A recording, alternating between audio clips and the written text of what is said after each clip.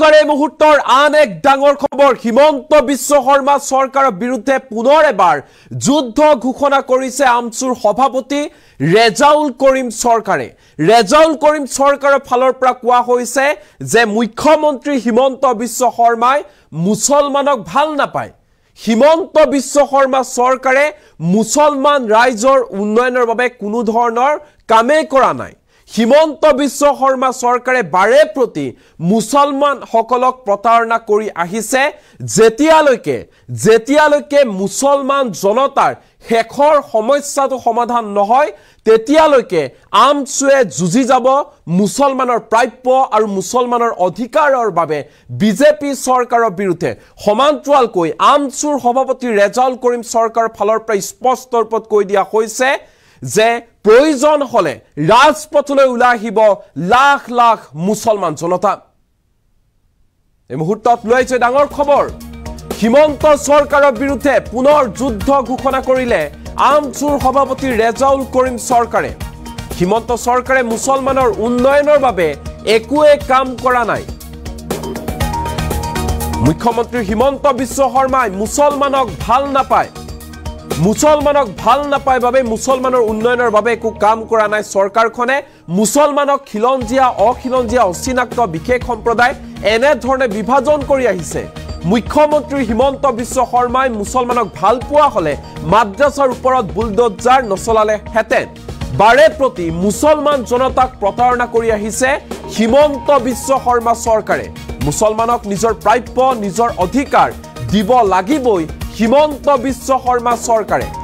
BJP চৰকাৰে মুছলমানৰ ৰাজনীতি নহয় উন্নয়নৰ ৰাজনীতি কৰক মুছলমানৰ উন্নয়নৰ হকে কাম কৰক মুখ্যমন্ত্ৰী হিমন্ত বিশ্ব শৰ্মাৰ ডাঙৰ কোম্পানীক আৰু পুঁজিপতিক হাত দিবলৈ সাহস নাই হিমন্ত বিশ্ব শৰ্মা চৰকাৰে কেৱল মাত্ৰ সাধাৰণ মানুহক টাৰ্গেট কৰে মুছলমানৰ অধিকাৰৰ বাবে আমচুৱে হিমন্ত চৰকাৰৰ বিৰুদ্ধে যুঁজি যাব ৰাজপথত আন্দোলন কৰিবলৈ সাজু আমচু প্ৰয়োজন হলে ৰাজপথলৈ ওলাই আহিব লাখ লাখ মুছলমান জনতা মুছলমানৰ হেখৰটো সমস্যা সমাধান নোহোৱালৈকে যুঁজি যাব চৰকাৰৰ বিৰুদ্ধে আমচুৱে এনেধৰণে মন্তব্য প্ৰকাশ কৰি উদাত্ত ভাষণ প্ৰদান কৰিছে আমচুৰ সভাপতি ৰেজাউল কৰিম চৰকাৰৰ ফালৰ পৰা স্পষ্ট ৰূপত কৈ দিয়া হৈছে যিদিনাখনলৈকে মুছলমানৰ হেখৰটো সমস্যা সমাধান নহয় তেতিয়ালৈকে চৰকাৰৰ বিৰুদ্ধে যুঁজি যাব আমচুৱে কাৰোলৈ ভয় নকৰে প্ৰয়োজন হলে ৰাজপথলৈ ওলাই আহিব লাখ লাখ মুছলমান জনতা মুছলমানৰ প্ৰাপ্য আৰু মুছলমানৰ অধিকাৰৰ পৰা কোনো চৰকাৰে বঞ্চিত কৰিব নোৱাৰে হিমন্ত বিশ্ব শৰ্মা চৰকাৰে মুছলমানৰ অধিকাৰৰ পৰা বঞ্চিত কৰিব নোৱাৰে হিমন্ত বিশ্ব শৰ্মাই হয়তো মুছলমানক ভাল নাপায় যাৰ বাবে হিমন্ত বিশ্ব শৰ্মা চৰকাৰে মুছলমানক বাৰে প্ৰতি প্ৰতাৰণা কৰি আহিছে এনেধৰণে মন্তব্য প্ৰকাশ কৰিছে আমচুৰ সভাপতি ৰেজাউল কৰিম চৰকাৰে আৰু মুছলমান জনতাৰ প্ৰাপ্য মুছলমান জনতাৰ অধিকাৰৰ হকে ৰাজপথলৈ ওলাই আহিবলৈ সম্পূৰ্ণ সাজু বুলি মন্তব্য প্ৰকাশ কৰিছে আমচুৰ সভাপতি ৰেজাউল কৰিম চৰকাৰে এই মুহূৰ্তত ৰেজাউল কৰিম চৰকাৰ ভাষণৰ কিয়দাংশ আৰু মন্তব্য আমাৰ লগত আছে একাধিক্ৰমে শুনাব বিচাৰিছো কি কৈছে আমচুৰ সভাপতি ৰেজাউল কৰিম চৰকাৰে উন্নয়নৰ ৰাজনীতি কৰক আপুনি অৰ্থনৈতিকভাৱে মানুহক আগুৱাই লৈ যাওক আপুনি লাখ লাখ কোটি টকা ঋণ লৈ অসম গোট কৰিছে অসমত মূল্য বৃদ্ধি হৈছে অসমৰ মানুহ বঙাই খাবলৈ পইচা নাই সেই সময়ত আপুনি এইবোৰ থাকিবৰ কাৰণে আপুনি কোন কাম অচিনাক্ত হ'ব কাম বা উচ্ছেদ কৰি সাধাৰণ মানুহ এনেকুৱা হ'ব পাৰে মানৱীয় বোধ মুখ্যমন্ত্ৰী নাই নেকি আজি কচুতলিত গৰাখহনীয়া পীড়িত মানুহক গৰাখহনীয়া পীড়িত ভূমিহীন মানুহে আশ্ৰয় লৈছিলে মুখ্যমন্ত্ৰীয়ে ডাঙৰ বিল্ডাৰবিলাকক ডাঙৰ কোম্পানীবিলাকৰ গাত হাত দিয়াৰ সাহস নহয় এই দুখীয়া ভাৰতীয় নাগৰিকক হাত দি মই কিমান শক্তিশালী স্থিতি লৈছো মুখ্যমন্ত্ৰী এটা কথা মনত ৰাখিব সেই সময়ত কচুতলিত নিৰহী ভাৰতীয় অসমীয়া নাগৰিকৰ এটপাল চকুৰ পানী যে মাটিত পৰিছে তাৰ অভিশাপ অসম চৰকাৰৰ লাগিব মুখ্যমন্ত্ৰীয়ে জনা উচিত আপুনি যদি বিৰক্ত দেখুৱাবলগীয়া আছে আপুনি যে অসমত আজি বিভিন্ন কোম্পানী মাটি দি আছে তেওঁলোকৰ ওপৰত বিৰক্ত দেখুৱাওক আপুনি যদি বিৰক্ত দেখুৱাব লাগে অসমৰ নিবনুৱা সমস্যা সমাধান কৰি বিৰক্ত দেখুৱাওক আপুনি যদি বিৰক্ত দেখুৱাব লাগে প্ৰতিজন ভূমিহীন মানুহক ভূমি দি বিৰক্ত দেখুৱাওক আপুনি যদি বিৰক্ত দেখুৱাব লাগে প্ৰতিজন ছাত্ৰ কোনো কথা শিক্ষক দি বিৰক্ত দেখুৱাওক এইবোৰলৈ মুখ্যমন্ত্ৰী বিৰক্ত জড়িত দেখুৱাব নোৱাৰে কাৰণ মুখ্যমন্ত্ৰী প্ৰতিটো ক্ষেত্ৰতে বিফল হৈছে তেওঁ কেৱলমাত্ৰ তেওঁ ৰাজনৈতিক স্বাৰ্থ জীয়াই ৰাখিবৰ কাৰণে হিন্দু মুছলমান বিলাক কৰি আছে গতিকে আমি সতৰ্ক হ'বৰ হ'ল আমি সাৱধান হ'বৰ হ'ল যে এইজন মুখ্যমন্ত্ৰীয়ে অসমখন অসমৰ ভাষা সংস্কৃতি অসমৰ জাতি মাটি ভেটি সকলো বিক্ৰী কৰি দিব এইজন মুখ্যমন্ত্ৰীয়ে তেওঁৰ গাদী ৰক্ষাৰ স্বাৰ্থত কিন্তু আমি সচেতন যুৱক হিচাপে সচেতন সামাজিক ছাত্ৰ সংগঠন হিচাপে আমি দায়বদ্ধ অসমক আমি কেতিয়াও ধ্বংস হ'বলৈ নিদিওঁ এনেকুৱা ষড়যন্ত্ৰকাৰী মুখ্যমন্ত্ৰীক আমি কেতিয়াও সফল হ'বলৈ আমি নিদিওঁ সেইকাৰণে এইবিলাক খিলঞ্জীয়া মুছলমান কোনোবাই চৰুৱা কোনোবাই অচিনাক্ত কোনোবাই বোলে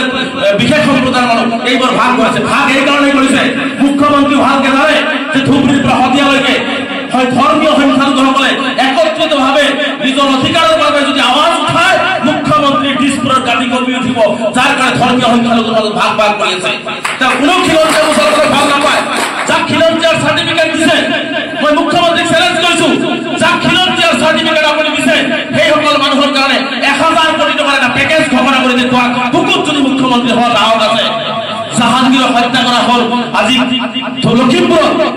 জাহাংগীৰ কি চৰুৱা ল'ৰা যাক মিয়া বুলি কয় তেওঁ মিয়া ল'ৰা জাহাংগীৰ এটা দেশী ল'ৰা জাহাংগীৰৰ দুটা কণ কণ বাচ্চা আছে স্কুল যাব পৰা খাবলৈ নাই পিঠা মাক আছে ঘলীয়েক আছে সেই জাহাংগীৰৰ পৰিয়ালক আজিলৈকে মুখ্যমন্ত্ৰীয়ে ন্যায় নিদিলে জাহাংগীৰৰ মৃতদেহ তেওঁলোকক বুজাই দিয়া নহ'ল তেওঁ খিলঞ্জীয়া মুছলমানক ভাল পায় তেওঁ যদি খিলঞ্জীয়া মুছলমানক ইমানেই ভাল পায় তেওঁ দুটামান বিধানসভাৰ আসন কিয় সংৰক্ষণ নকৰিলে দেশী গৰীয়া মৰীয়া যোদ্ধাসকলৰ বাবে কিয় ৰাজ্যসভাৰ এখন আসন তেওঁ দি দিয়ে তেওঁৰ টাৰ্গেটটো হৈছে এইবিলাক ভাগ ভাগ কৰি মানুহৰ মাজত দেখুৱাব কিন্তু তলেদি হৈছে ধৰ্মীয় সংখ্যালঘুসকলক তেওঁ অন্যায় অত্যাচাৰ কৰি জোৰ জুলুম কৰি বুলডোজাৰ চলাই বিভিন্ন মাদ্ৰাসা মছজিদ ভাঙি তেওঁ নিজৰ গাদীটো দিল্লী সুৰক্ষিত কৰি অসমৰ মুখ্যমন্ত্ৰী হৈ থকা তেওঁৰ সপোন যাৰ কাৰণে মুছলমানসকলৰ ধৰ্মীয় সংখ্যালঘুসকলৰ মাজত ভাগ ভাগ কৰিছে আজি যুগ যুগ ধৰি বসবাস কৰি থকাৰ পিছত 2003 চনৰ পৰা যিসকল মানুহ বিটিএডিত বসবাস কৰি আছে তেওঁলোকৰ ভূমিৰ অধিকাৰ পাব সকলো ধৰণৰ অধিকাৰ পাব কিন্তু এটা পিছত এটা চৰকাৰ গৈ আছে কিন্তু আমি কোনো ধৰণৰ অধিকাৰ পোৱা নাই আজি আমাৰ ৰাস্তা ঘাটৰ উন্নয়ন নাই আজি আমাৰ স্কুল কলেজত শিক্ষক নাই আজি স্কুল আন্তঃগাঁথনি উন্নয়ন নাই আজি আমি সহজ ভৱনৰ দাবী কৰিছিলোঁ নাই আজি সংখ্যালঘু ঔদ্যোগিক অঞ্চলত আজি অমেন কলেজ দাবী কৰি আহিছোঁ নাই আজি সংখ্যালঘু ঔদ্যোগিক অঞ্চলত আমি হস্পিটেল বিচাৰিছোঁ নাই কোনো এখন চৰকাৰে মই এটা চৰকাৰৰ কথা ক'লো যোন চৰকাৰে আহি আছে সকলোৱে কেৱল প্ৰতাৰণাৰ লিষ্টত ৰাখিছে সংখ্যালঘুসকলক গতিকে এই প্ৰতাৰণাৰ জবাববিলাক আমি আন্দোলনৰ জৰিয়তে দিব লাগিব বিজেডিৰ সংখ্যালঘুসকলক আমি সকলো জাতি জনগোষ্ঠীৰ সমন্বয় সমমৰ্যাদাৰ সমবিকাশ বিচাৰোঁ কেৱল ৰাজনৈতিক নেতাই মুখে মুখে সমন্বয় সমবিকাশ আৰু সমমৰ্যাদাৰ কথা ক'ব আৰু প্ৰতাৰণা সংখ্যালঘুসকলক কৰিব এইটো আমি মানি নলওঁ গতিকে আৰু আমাক ভোগালী বিহুৰো শুভকামনা জনাইছোঁ আৰু কেন্দ্ৰীয় সমিতিৰ ফালৰ পৰা আপোনালোকে আমাক যি ধৰণে নৱনিৰ্বাচিত আমাৰ সমিতিখনক মানুহ আমি হয়তো পুৰণি বা নতুনকৈ আমি এটা নতুন কমিটি হ'ল গতিকে সেই নৱনিৰ্বাচিত কমিটিখনক আপোনালোকে যি ধৰণে মৰম ভালপোৱা দিলে আমি আপোনালোকৰ ওচৰত কৃতজ্ঞ আপোনালোকক আন্তৰিকভাৱে ধন্যবাদ জনাইছোঁ আৰু মই সদায় আশাবাদী যে পশ্চিম কোকৰাঝাৰ জিলা সংখ্যালঘু ছাত্ৰ ইউনিয়নৰ দৰে প্ৰতিখন জিলা সমিতি শক্তিশালী ৰূপত অসমত আৱিৰ্ভাৱ হ'লে সংখ্যালঘু সমাজৰ বহু সমস্যা আমি আন্দোলন কৰি ৰাজপথেদি সমাধান কৰিব পাৰিম গতিকে আমি বহু সমস্যা আছে সংখ্যালঘুসকলৰ আপোনালোকে জানে আমি বিজেডিত বসবাস কৰোঁ বিজেডিৰ সংখ্যালঘু ৰাইজৰ যিখিনি সমস্যা আছে এই সমস্যাখিনি দাঙি ধৰিবৰ কাৰণে এটাই প্লেটফৰ্ম আছে সদৌ অসম সংখ্যালঘু ছাত্ৰ ইউনিয়ন যি দিছপুৰ দিল্লী কোকৰাঝাৰৰ মাজমজিয়াতে হওক বা দিছপুৰ আৰু দিল্লীত সজোৰে দাবী উত্থাপন কৰি সমস্যাখিনি সমাধান কৰাৰ গুৰু দায়িত্ব সদৌ অসম সংখ্যালঘু ছাত্ৰ ইউনিয়নে বহন কৰি আছে আৰু আহিবলগীয়া দিনবিলাকতো গুৰু দায়িত্ব বহন কৰিব প্ৰতিজন বিজেডিবাদী ৰাইজৰ প্ৰতিটো সমস্যা সকলো জাতি জনগোষ্ঠীৰ সমস্যাৰ লগতে সংখ্যালঘুসকলৰ প্ৰতিটো সমস্যা সমাধান নোহোৱালৈকে সদৌ অসম সংখ্যালঘু ছাত্ৰ ইউনিয়নৰ যি অবিৰত যাত্ৰা আন্দোলনৰ এই যাত্ৰা কিন্তু অব্যাহত থাকিব গতিকে আমি বিটিআৰডিৰ সংখ্যালঘু সমাজে আমি বিচাৰিছোঁ আজি দুখ লাগে আজি বিটিআৰডিৰ গোষ্ঠীগত সংঘৰ্ষৰ সময়ত আমি বিচাৰিছোঁ যে সকলো জাতি জনগোষ্ঠী ক্ষতিগ্ৰস্ত হৈছে তেওঁলোকে ক্ষতিপূৰণ পাব লাগে কিন্তু আজিলৈকে 93 পৰা 2014 চনলৈকে বিটিআৰডিৰ গোষ্ঠীগত সংঘৰ্ষত ক্ষতিগ্ৰস্ত সংখ্যালঘুসকলে আজিও ন্যায় নাপালে আজিও বেংকল আজিও বনাই ধৰণে যাতা কৰি জীৱন যাপন কৰিবলগীয়া হৈছে আজিও চিৰাঙত বহু মানুহ আজি অস্থায়ী শিবিৰত থাকিবলগীয়া পৰিৱেশ হৈছে আজিও বহু মানুহ নিজৰ ভূমিত উভতি যাব পৰা নাই গতিকে এইবিলাকৰ কাৰণে মাত মাতিবৰ কাৰণে সদৌ অসম সংখ্যালঘু ছাত্ৰ ইউনিয়নৰ গতকাল আমি কিন্তু সজোৰে শক্তিশালীভাৱে এই কথাটো আগতেও প্ৰতিবাদ কৰিছিলোঁ যিদিনাখন আমাক সভাখনত মাতিছিলে যে সংখ্যালঘু সমাজক বিভিন্ন সময়ত মুখ্যমন্ত্ৰী হিমন্ত বিশ্ব শৰ্মাই বিভাজন কৰি আছে কাৰণ হিমন্ত বিশ্ব শৰ্মা ডাঙৰীয়া খিলঞ্জীয়া অখিলঞ্জীয়া অচিনাক্ত তাৰপিছত আপোনাৰ কি কয় বিশেষ সম্প্ৰদায় এইবোৰ কথা বৰ্তা কৈ সংখ্যালঘু সমাজক ভাগ ভাগ কৰি সংখ্যালঘু সমাজৰ আন্দোলন সংখ্যালঘু সমাজৰ মৌলিক অধিকাৰৰ যিটো দাবী সেই দাবীবোৰ দুৰ্বল কৰাৰ এটা সুপৰিকল্পিত তেওঁৰ এটা এজেণ্ডা। কাৰণ মুখ্যমন্ত্ৰী হিমন্ত বিশ্ব শৰ্মা ডাঙৰীয়া কোনো ধৰ্মীয় সংখ্যালঘুসকলে ভাল নাপায়। যদি ধৰ্মীয় সংখ্যালঘুসকলক ভালে পালেহেঁতেন তেনেহ'লে সংখ্যালঘুসকলৰ কলিজা মাদ্ৰাছাৰ ওপৰতে বলডুজাৰ নচলালেহেঁতেন। আজি যদি সংখ্যালঘুসকলক তেওঁ যদি খিলঞ্জীয়া মুছলমানকে ভাল পায় তেনেহ'লে আজি খিলঞ্জীয়া মুছলমানৰ কাৰণে দেশী হওক গৰিয়া হওক জোলহাৰ কাৰণে অন্ততঃ 4টাকৈ বিধানসভা চিট তেওঁ ৰিজাৰ্ভেশ্যন কৰি দিলেহেঁতেন। আজি সংখ্যালঘু সমাজৰ সৰ্বানন্দ সোণোৱাল দিনতেই দেখিছোঁ 100 কোটি টকাৰ খিলঞ্জীয়াসকল মুছলমানৰ কাৰণে দিয়া হৈছে, 1 টকাও আজিলৈকে পোৱা নাই। আজি হিমন্ত বিশ্ব শৰ্মা মুখ্যমন্ত্ৰী হোৱাৰ পিছতে খিলঞ্জীয়া মুছলমান বুলি যিসকলক চাৰ্টিফিকেট দি আছে তেওঁলোকক মাতি লৈকে ইমানকেইটা চাব কমিটি বনালে, সেই চাব কমিটি কেইটা মৰি গ'ল, ক'ত গ'ল? আজিলৈকে সেই মানুহখিনিক কোনো উন্নয়ন নকৰিলে। আজিলৈকে আজি ধুবুৰীত জাহাংগীৰক আজি ঢকুৱাখানাত হত্যা কৰা হ'ল, জ্বলাই দিয়া হ'ল, তাৰ ডেড বডিটো আজি পৰিয়ালক গতাই দিয়া হ'ল। জাহাংগীৰ কিন্তু দেশী, তেওঁক কিন্তু খিলঞ্জীয়া চাৰ্টিফিকেট দিছে। আজি সেই জাহাংগীৰৰ পৰিয়ালৰ 2টা কণ ল'ৰা ছোৱালী আছে, তেওঁলোকে নাখাই আছে। আজি জিলা আয়ুক্তৰ কাৰ্যালয়ৰ পৰা মাত্ৰ 2 কিলোমিটাৰ দূৰত তেওঁৰ ঘনীয়েক আৰু বৃদ্ধা মাতৃ আজি নাখাই আছে, থাকিবলৈ ঘৰ নাই, মানুহৰ ঘৰত আছে। সেই জাহাংগীৰক মুখ্যমন্ত্ৰী হিমন্ত বিশ্ব শৰ্মাই ন্যায় দিছে জানো? গতিকে মুখ্যমন্ত্ৰী ডাঙৰীয়া বসুন্ধৰা 1, 2, 3, 4 মানিলো তেওঁ কাৰোবাক মিয়া বুলি তাচ্ছিল্য কৰিছে, কাৰোবাক অচিনাক্ত বুলি তাচ্ছিল্য কৰিছে, তেওঁৰ গাদী সুৰক্ষিত কৰিবৰ কাৰণে এইবিলাক কৰি থাকে। কিন্তু আজি আপুনি উজনিৰ পৰা নামনিলৈকে আজি কওক গৰিয়া হওক দেশী হওক জোলহা হওক কাৰোবাক বসুন্ধৰা 1, 2, 3, 4 যে মাটিৰ এপ্লাই কৰিছিল কিমানজনক মাটি দিছে মুখ্যমন্ত্ৰী শ্বেতপত্ৰ প্ৰকাশ কৰক। BTR কিমানজনক মাটিৰ পট্টা প্ৰদান কৰা হ'ল এইটো BTR চৰকাৰে শ্বেতপত্ৰ প্ৰকাশ কৰক, জল পটপটকে ওলাই কৰিব। গতিকে চৰকাৰ দিল্লীতেই হওক অসমতেই হওক আৰু BTRতেই হওক অসমৰ সংখ্যালঘুসকলক ভাগ ভাগ কৰি তেওঁলোকে অসমৰ সংখ্যালঘুসকলৰ আন্দোলন দুৰ্বল কৰা, তেওঁলোকৰ দাবী দুৰ্বল কৰি ৰখাৰ এটা ষড়যন্ত্ৰ। গতিকে মই অসমৰ শদিয়াৰ পৰা ধুবুৰীলৈকে প্ৰতিজন সংখ্যালঘু ৰাইজক আহ্বান জনাইছো যে নিজৰ অধিকাৰৰ কাৰণে সজৰে দাবী উত্থাপন কৰক। মুখ্যমন্ত্ৰীৰ এজেণ্ডাৰ প্ৰতি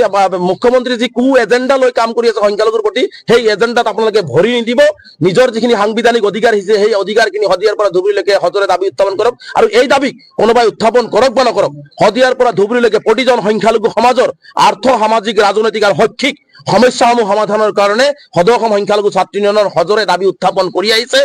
অনাগত দিনবিলাকতো কৰিব। ইয়াৰ বাবে গণতান্ত্ৰিকভাৱে লাখ লাখ মানুহলৈ ৰাজপথত আন্দোলন কৰি হওক, বৌদ্ধিকভাৱে আলোচনা কৰি হওক বা আইনগতভাৱে হওক আমি এই সকলো সংখ্যালঘু সমাজৰ শেষৰটো সমস্যা সমাধান নোহোৱালৈকে আমাৰ অবিৰত যি সংগ্ৰাম সেই সংগ্ৰামৰ ধাৰা